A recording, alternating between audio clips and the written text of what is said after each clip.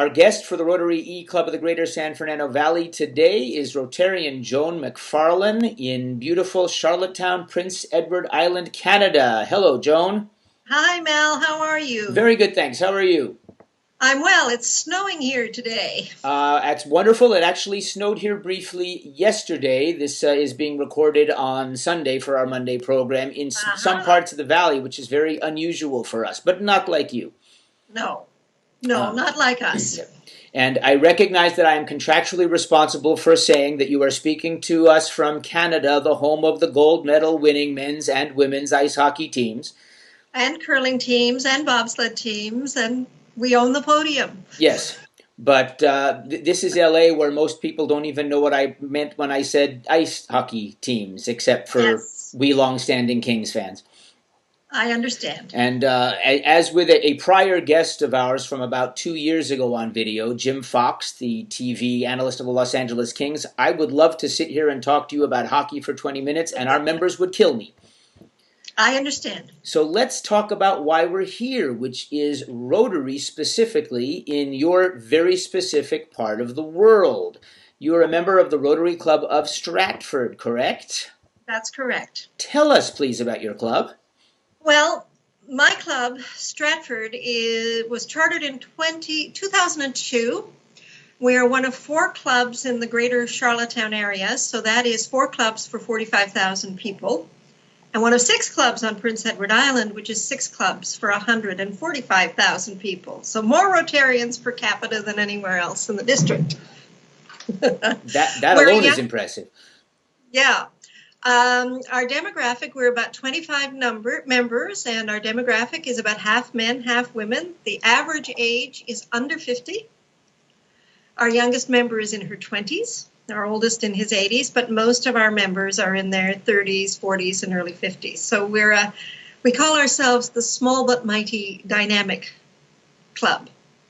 In other words, our publicity reads, "We're not your father's Rotary Club, and we probably weren't your mother's either." Nice. Now, it's your club is what matters. We love working with other clubs around our part of the world, but we're still focusing on our club. But just for interest, your club, one of the 4 in the Charlottetown area, 25 members. What are the sizes of the other clubs around town? There's one, the Rotary Club of Charlottetown Royalty is about 85 members. The Rotary Club of Charlottetown, which is the original club from 1917, is about 55 members, and the Rotary Club of Hillsborough is about 60 members. Stratford is actually across the Hillsborough River from Charlottetown, and we're the only club that meets in the evening. Stratford is a bedroom community, so consequently, people who work in Charlottetown or east of Charlottetown, the meeting time is actually as big a draw as Stratford itself. It's interesting because the way our former club here was founded was because there were no evening clubs in the San Fernando Valley at the time, and our former district felt that it was time to try to expand and do that to make a more convenient time for the people who would have needed it. So yes, and we're the only evening club in the province. Did you start in the evening or switch to that? Yes, we've always been 5:30 in the evening till 7, and we tell our speakers, speak as long as you like, but we leave at 7. Exactly. That's perfect timing. Yes, so we meet over dinner, and we don't have programs every week. We socialize. We do a lot of club business. We work as a collective. In other words, everybody is in on the decision. The board, we have a board, and they make all the final decisions and the votes or something. But any member is welcome to bring any project or any idea to the club, and we discuss it as we say, around the big table. So everybody feels that they have a voice. And that is a remarkable key to retention, not just in Rotary clubs, in any organization group in the world. Yeah. For example, our most recent shelter box effort was brought to the club by the newest member.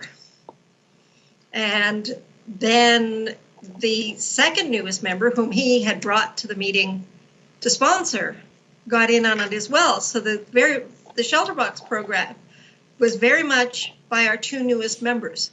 And they brought it to the meeting, and we said, sure, let's go for it. And you got some nice media coverage of We that, sure did. And we'll include the link to that article. Yes, that's on the page also of this by program. a member of our club. Mm-hmm. The member of your club is the one who works for the media. Yes, that's correct. Yeah, She's a lifestyles writer for the local newspaper. Lifestyles and Entertainment. Yeah, this could be the single biggest public relations tip in Rotary. Get someone from the media into your club, no matter what it takes. Exactly. And many of the clubs here do that and have that. And it certainly doesn't hurt.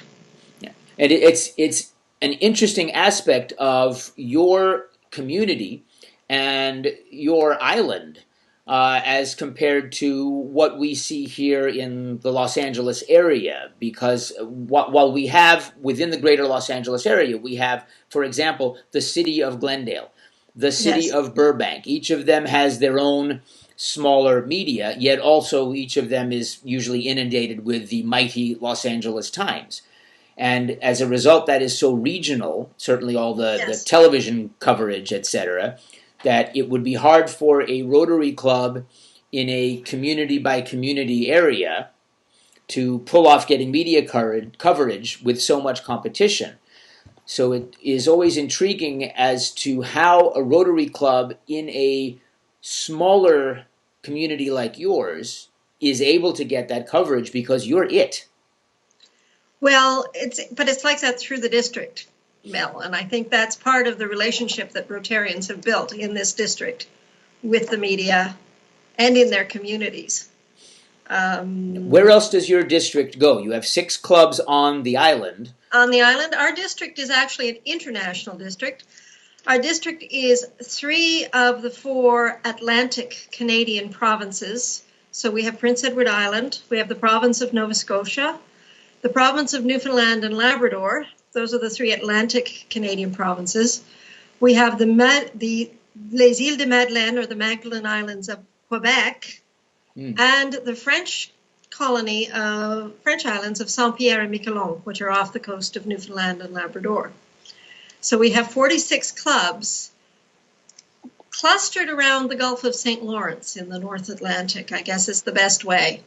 So travel is a very interesting part of our district because, as I said to you yesterday, we're about 1 million square kilometers. We're geographically one of the largest districts in the Rotary world. We don't have a huge population, but geographically we're quite a large district. Our district governors spend quite a lot of time traveling in order to see all of the clubs, because there are clubs that take over a day to get to. If I wanted to go to the club in Halifax, that's a 4-hour drive across a 9-mile bridge, then 3 hours on the other side into Nova Scotia just to go to Halifax, which is the oldest club in the district. And here's your Rotary trivia. The idea of international service was proposed by Donald McCrae of the Rotary Club of Halifax, Nova Scotia. He brought forth international service as one of the avenues of service. He was born in Canoe Cove, Prince Edward Island. But then he moved to Halifax? Why? He moved to Halifax. He practiced law. He was a lawyer. I'm sorry. I know.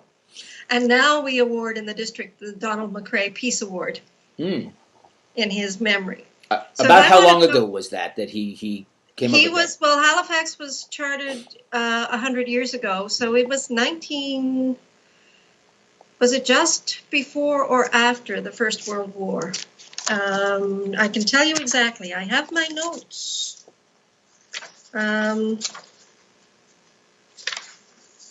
It's interesting while you're looking. We know what the first Rotary Club project was, famously.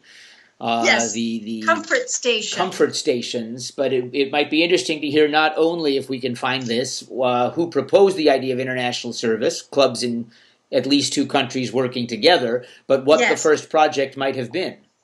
I'm not sure, but Winnipeg was in Manitoba was what made Rotary International. Right. It was the first. It was the first out of the United States club. Yeah, and I love don't when have that note in front of me, but it would be in the late teens, early 20s that he proposed it at a Rotary conference, at a Rotary International conference.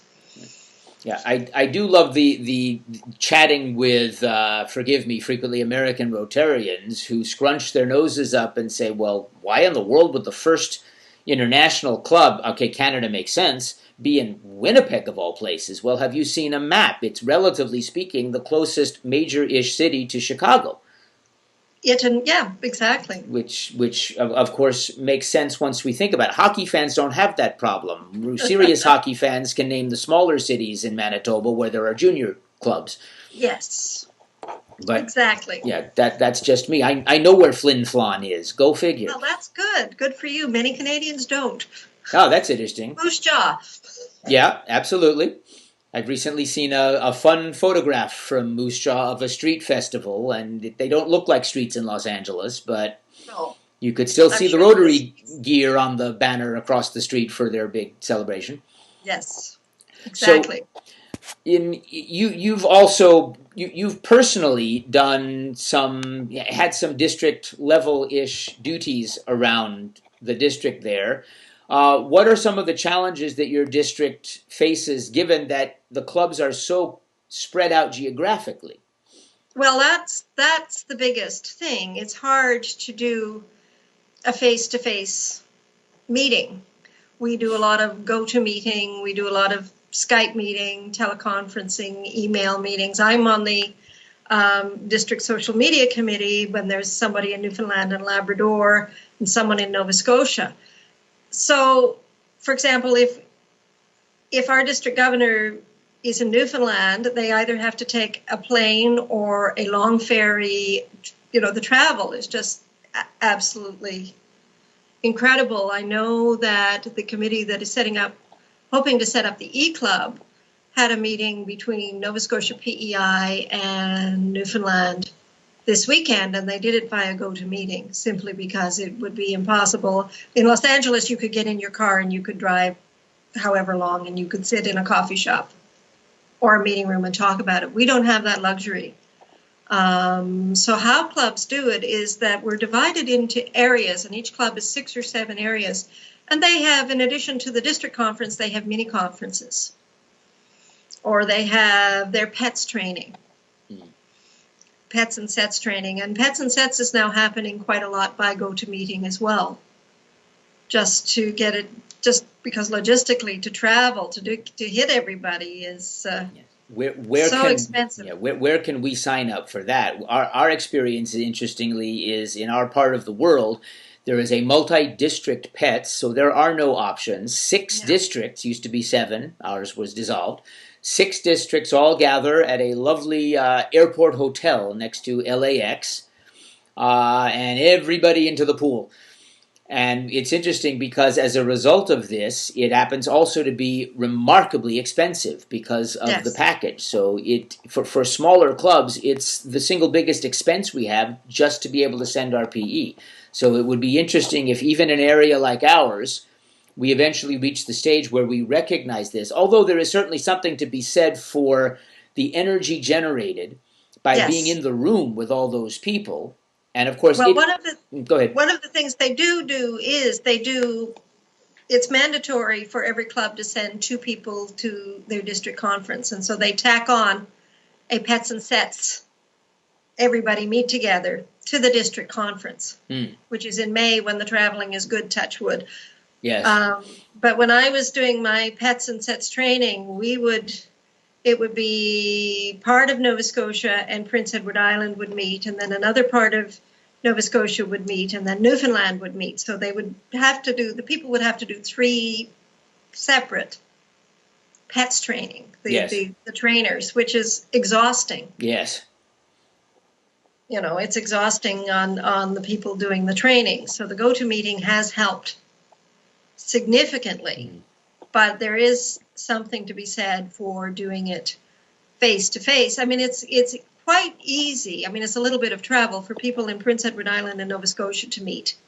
And we do that for the Rotary Leadership Institute, which we share with the next district, which is New Brunswick and Maine. Mm-hmm. And in October, it's held in our district in Truro, Nova Scotia. And that's a 2.5-hour drive for us. So that's not too bad. And then in April, it's held in New Brunswick. And depending on where it's held in New Brunswick, it's still only a couple of hours drive.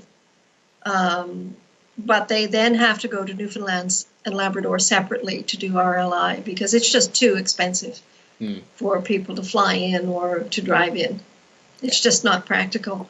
Yeah, I mean, St. John's is probably closer to London, England than it is. Well, I'm closer to London, England than I am to Vancouver.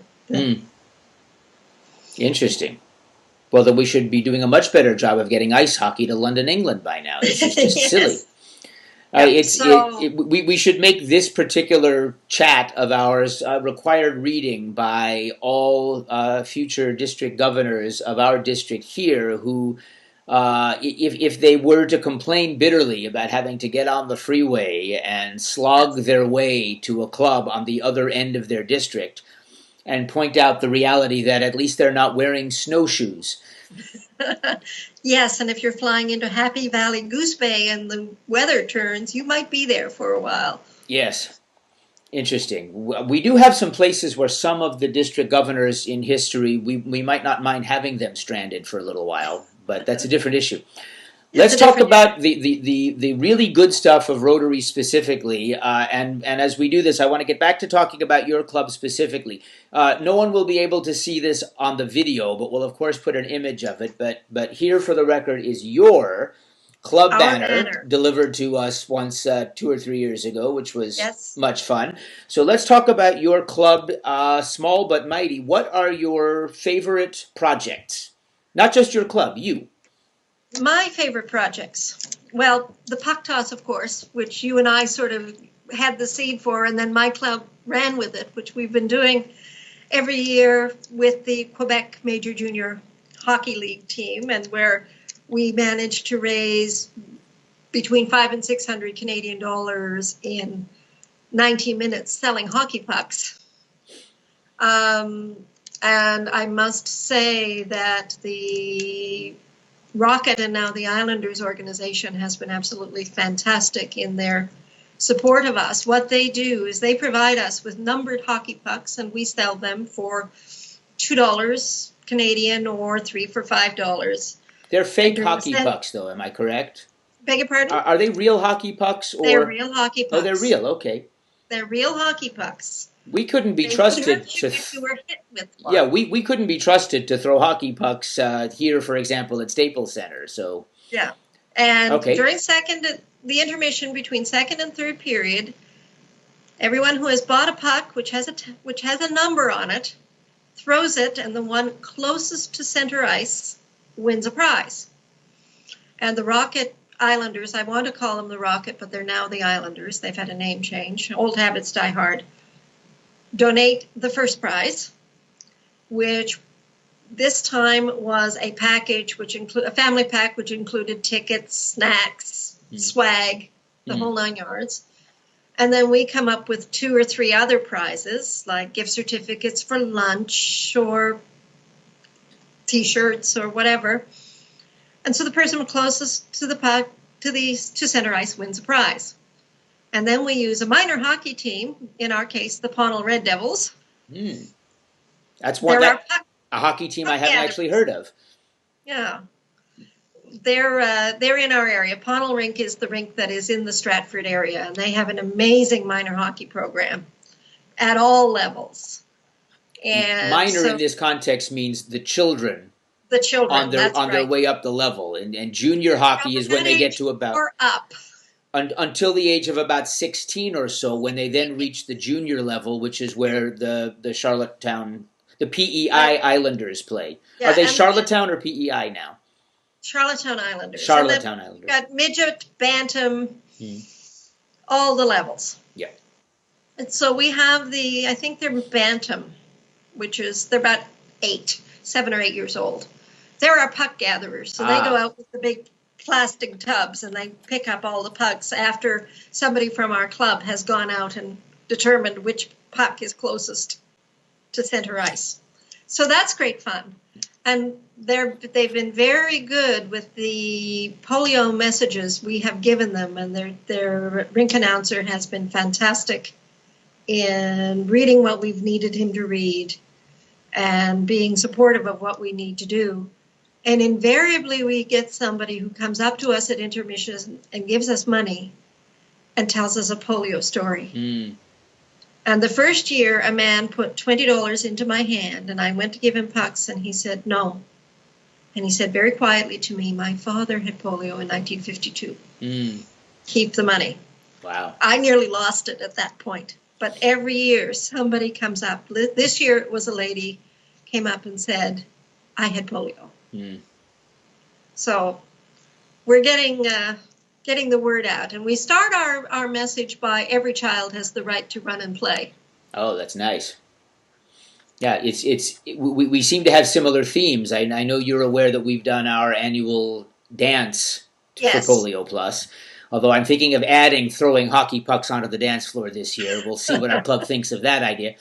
Well, I would say that some of these skaters might be considered good dancers, depending. Yes, depending on the context. We'll explain that to everybody later.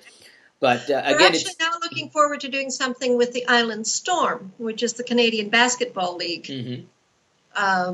team. We went as a club, and it was very nice. They actually gave us a shout out and are very good corporate citizens. So they're very much, their focus is very much literacy and young people. And of course, this is Literacy Month. Happy Rotary Literacy Month. Yes, absolutely.